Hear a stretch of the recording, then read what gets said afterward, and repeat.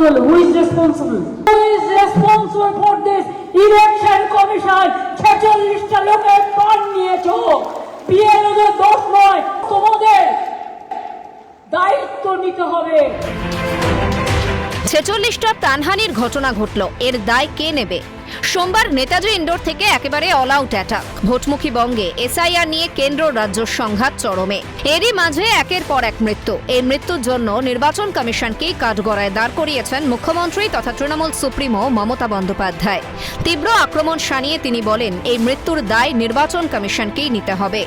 একই সঙ্গে বাঙালি অস্মিতায় শান। বিজেপির বিরুদ্ধে তোপ দেগে মুখ্যমন্ত্রী বলেন, আরও 1.5 কোটি নাম নাকি বাদ দিতে হবে। খোকাবাবুদের আবদার, হাত ঘোরালে নাড়ু পাবো, নাড়ু নিয়ে ভোটে জিতব, নির্বাচন কমিশনকে কাজে লাগাবো, আর বাংলাকে দখল করব, বাংলাকে অসম্মান করব, বাংলার ইতিহাস ভুলিয়ে দেব। নানান রকম চালাকির দ্বারা মহৎ কার্য সম্পন্ন হয় না। আমরা যা লক্ষ্য করলাম, ওরা ভুলে গেছে যাদের নাম বাদ দিচ্ছে, আরো 1.5 কোটি নাম নাকি বাদ দিতে হবে। বিজেপির খোকাবাবুদের আবদার, হাত ঘোরালে নাড়ু পাবো,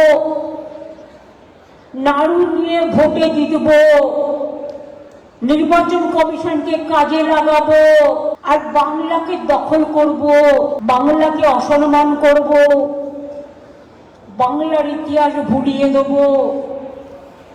নানা রকম চালাকির দ্বারা কোনো মহৎ কার্য সম্পন্ন হয় না। সোমবার নেতাজি ইন্ডোরে কলকাতা ও সংলগ্ন অঞ্চলে 40টি বিধানসভার বিএলএ এবং বিএলএ 2দের নিয়ে বৈঠক করেন দলনেত্রী। এসআইআর এর খসড়া তালিকায় বাংলা থেকে প্রায় 59 লক্ষ নাম বাদ পড়েছে। আরও নাকি 1.5 কোটি নাম বাদ দেওয়ার ষড়যন্ত্র চলছে। এই নিয়ে নির্বাচন কমিশনের বিরুদ্ধে তোপ দেগে মমতা বলেন, কলকাতা জেলা আগে অন্যরকম ছিল। আগে 101টি ওয়ার্ড ছিল, 144টি ওয়ার্ড রয়েছে, কারণ 2009 সালে আসন পুনর্বিন্যাস হয়েছিল। গোটা এসআইআর প্রক্রিয়াটাই অপরিকল্পিত। নির্বাচন কমিশনকে বিজেপির দালাল বলে কটাক্ষ মুখ্যমন্ত্রীর। কলকাতা জেলা আগে অন্যরকম ছিল, আপনারা জানেন 100টা ওয়ার্ড ছিল, এখন 144টা। কেন? 2009 ডিলিমিটেশন হয়েছে। ইলেকশন কমিশন একবারও কি ভেবেছেন? ধ্যানীশ কুমার বাবুরা একবারও বিজেপির দালালরা ভেবেছেন বিএলওদের নামে গালাগালি দেওয়ার আগে ট্রেনিং দিয়েছিলেন?